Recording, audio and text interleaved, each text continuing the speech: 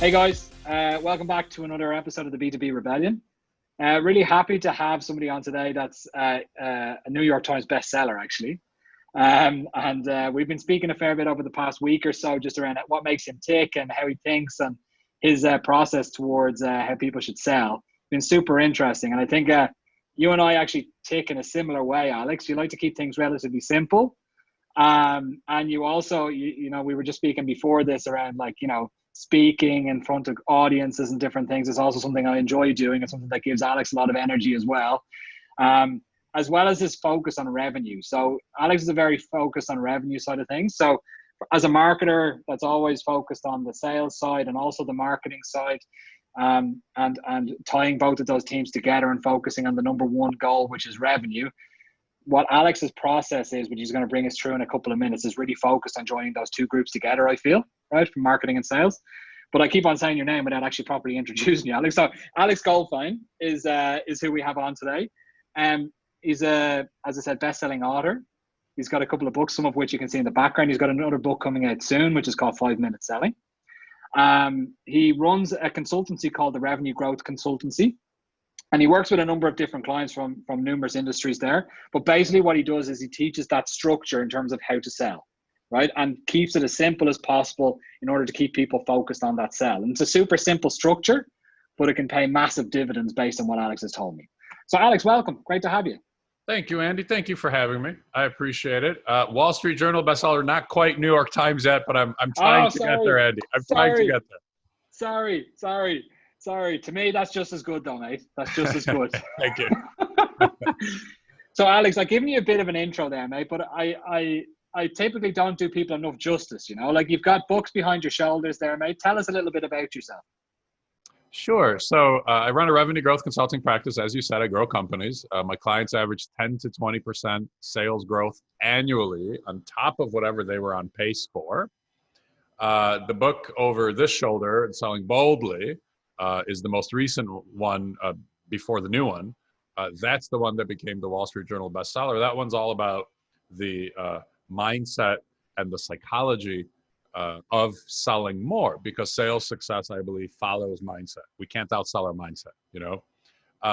The new one, 5 Minute Selling, which comes out here at the end of August, this one is about the system, the actions that we need to put in to sell more. And most of the actions take seconds. They take moments. And the premise here is that if you can give 5 minutes of proactive outbound communication per day total. So not 5 minutes at a time, but a combined 5 minutes per day, you can add a lot to your sales. I've seen, I've worked with thousands and thousands of salespeople over the years. I've seen people double their sales just by making one additional proactive phone call a day when nothing's wrong, right? Most of us reach out to customers when something's wrong. I'm saying call them when nothing's wrong and talk to them. Ask them how they're doing. Ask them about their family. Tell them about yours. And then say, what are you working on these days that I might be able to help you with?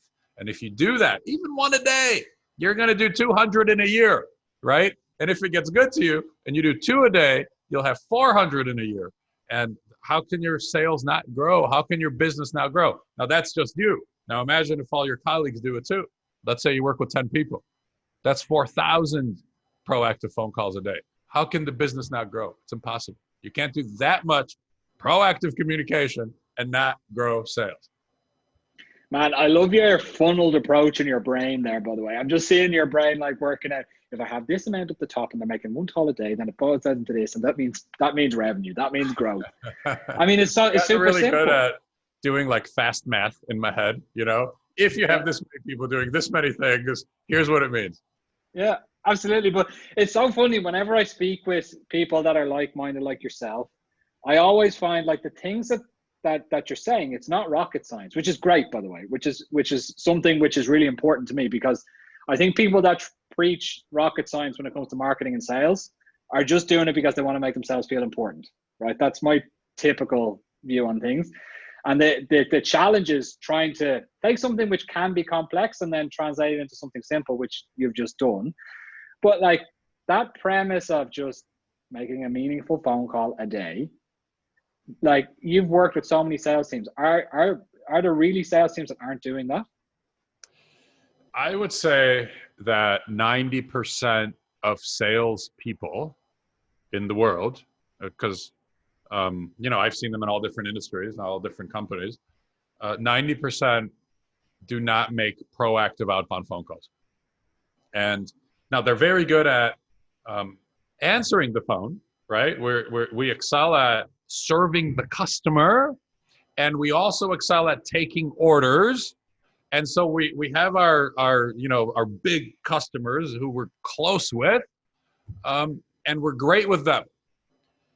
And we're busy with that. That keeps us really busy. And so the 90% believe, number one, they don't have time, right? I'm too busy. I'm too busy with what I have. And my answer is 5 minutes selling. You don't need a lot of time, right? You're probably going to leave a voicemail, which means you need 45 seconds. That's what you need. Number two, we don't make calls almost always because of fear. Almost always because we don't want to be rejected. Even though the profession is sales, the work is literally to be rejected so that we can get to the yeses, right? The no's get us to the yeses. If you don't have no's, you're not going to get yeses, right? You're just not trying. If you're not being rejected in sales, literally you're not trying. So the fear of rejection for us salespeople, and I say, the inclusive us, because I have to sell for a living too. If I don't sell projects, I can't feed my family. The fear for those 90%, the majority of those 90%, is actually greater than the need to feed our families. The fear is bigger than our need to pay the bills. And so we don't pick up the phone. We don't make the call, because on the phone, they can reject us into our ear hole, right? Into our brain. It's an intimate rejection. Versus if I sent the email, right? Most people aren't going to reply to say no. So most people, when they say no, they're just silent, right? We just avoid it. And to the salesperson, well, I'm still alive. I can still get it, right? Did they get the email? I don't know. Did they open it? I don't know. Did it register in their heads? Did it go to junk? I don't know anything. As opposed to a phone call where I know everything. But the rejection is less intimate, less intense, less personal. And that's what takes us to email, to LinkedIn, to Facebook, right? And it's what takes us away from the phone.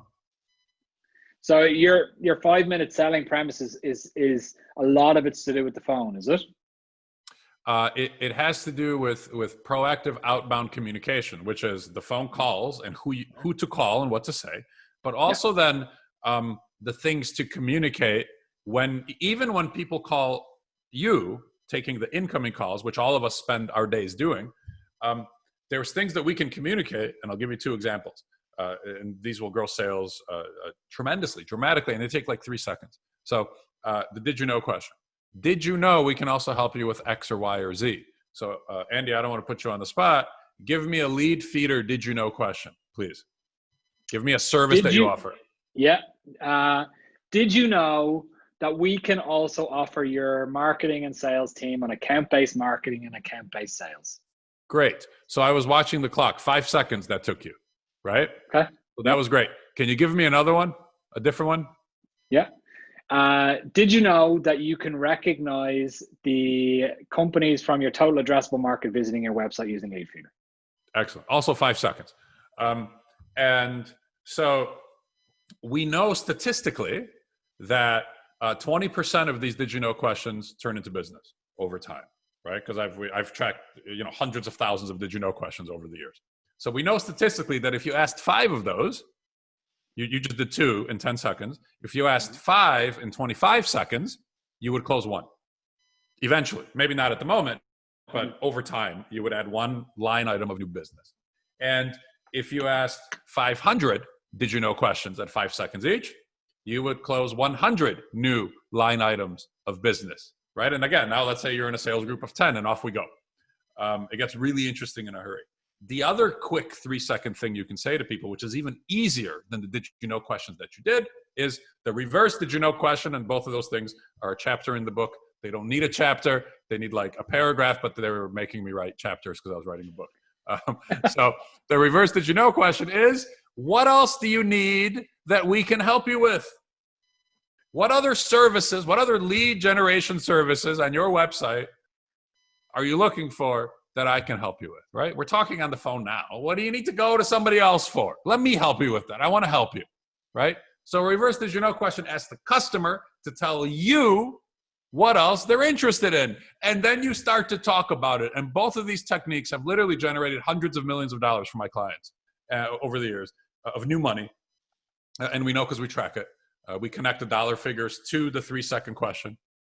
So if you ask your did you know question about the first thing you asked me about, Andy, and I signed up with you, right? That's probably going to be worth a significant amount of money to Leadfeeder, right? That's a new client, right? And you think about your annual income off of that client.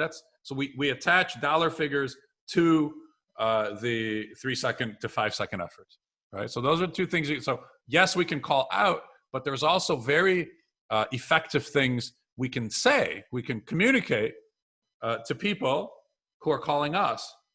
But once isn't enough. We have to do it in system. We have to do it consistently, over time, all the time.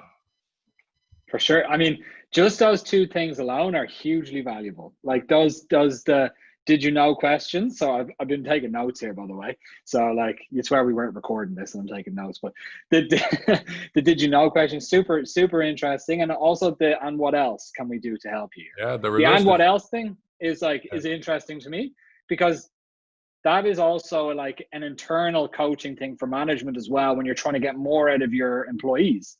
So there's something called the coaching habit, which I read many years ago. I have the book. Yeah. Which is, and what else is something that you should bring in when you're doing, when you're managing a team, because you'll keep on getting more out of the person. Like, tell me about what you're working on and what else. Yeah. And what else. And keep on doing that as a leader, to keep on asking and what else. And they're going to keep on thinking more and more and more. But it's the same premise. And it's like, again, it's just so simple, you know, that you're taking something as well that can be modeled internally, taking it externally as well. And getting more revenue out of it. It's fantastic. You know, what this does is those two questions, did you know, and the reverse did you know, the and what else, it unniches your relationship with your customer. So if you think about it, customers niche us. And so they can only buy from us this thing that they always buy. They're just always buying this, even though they can buy 1,000 other things from us and we can help them in many different ways. They think of us for that thing. And we salespeople also niche the customer. So this is what they buy. If they wanted something else, they would ask, right? They would bring it up. Well, no, they can't bring it up because they don't know. And then you might be thinking, well, I told them. What do you mean they don't know? I just told them 2 weeks ago, right? And then you probably heard this stupid thing, which all of us hear all the time. You probably heard, well, I didn't know you did that, right? Everybody hears that every day, anybody who sells. Yeah. And you say, dude, I told you 2 weeks ago, right? The same thing. And I know it was you because we were looking at each other just like we are now. And you had the exact same reaction 2 weeks ago. And so the learning there, the takeaway is just because you tell somebody something doesn't mean they know, right? We remember, they don't remember. So it's impossible for them to ask for you to sell them some of your other services or products because they don't know what they are, even if you told them. Sure. I mean, of course it makes sense, you know, and that's, again, I'm sounding like a broken record here, but the beauty of these things are that they make sense. It shouldn't be something that's difficult for somebody to go do. And I think like the two things you just mentioned there, those two specific questions, the did you know question and the reverse did you know question, it's something that like you can go and do immediately. You don't need to change any processes. You don't need to go get permission from your manager. You don't need to like reinvent the wheel internally to go and do that. It's literally just pick up the phone to a prospect and ask them a couple of questions. Or answer the incoming call, right?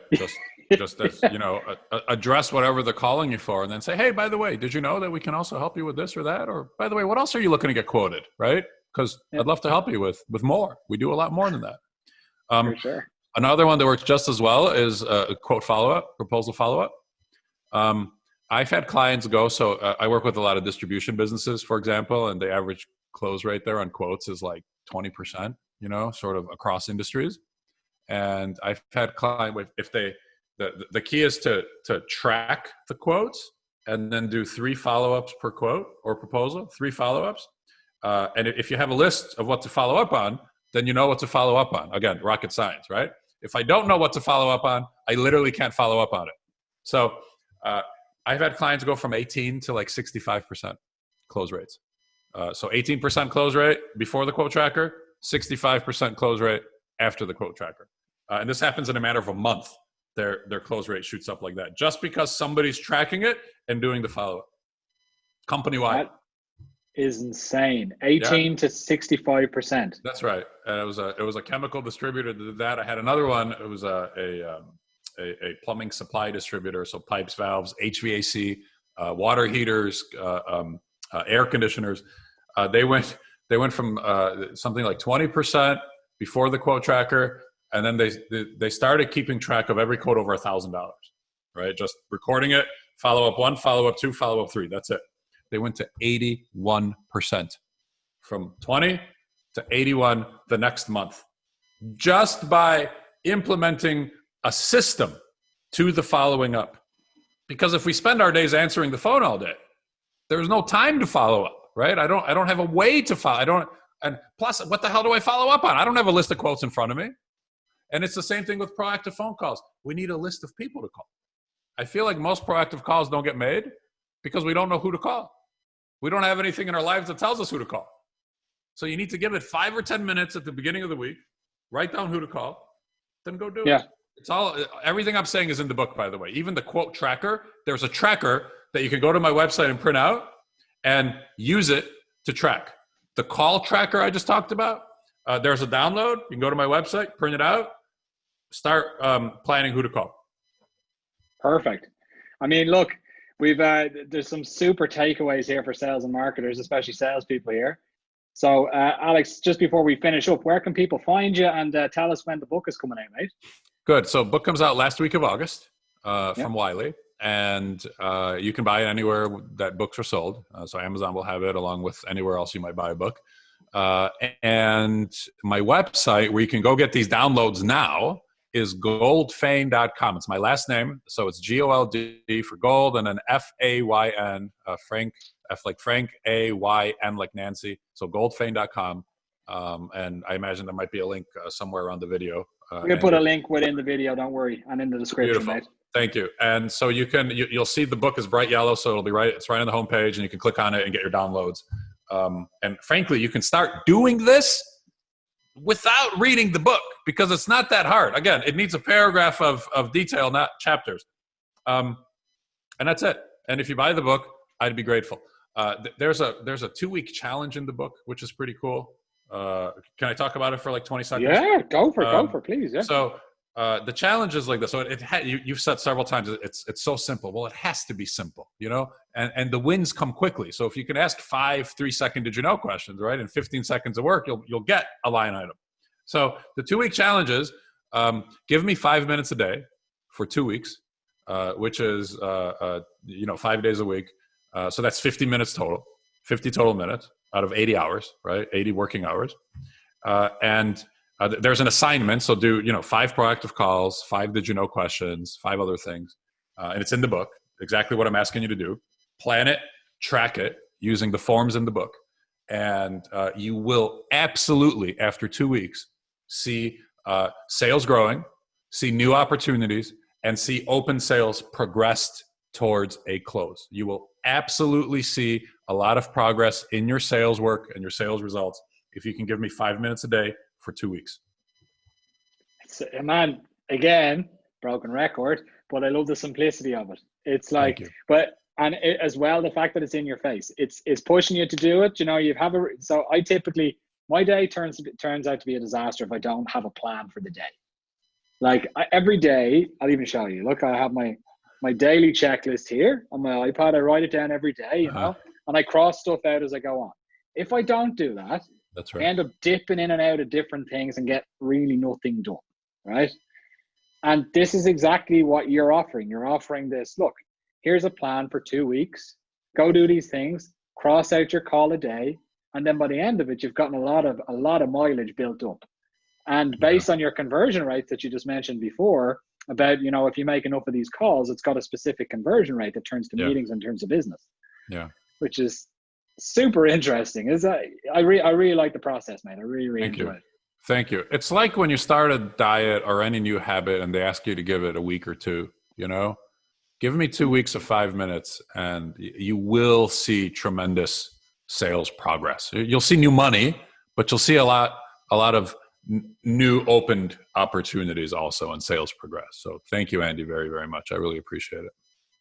Thank you. And look, Alex, we'll push the book as soon as it comes out, mate. All the very best for the launch. And I look forward to speaking with you soon. Thank you. I'm grateful to be able to talk with you and to your audience. So thank you so much. The support means a lot to me. Thank you, sir.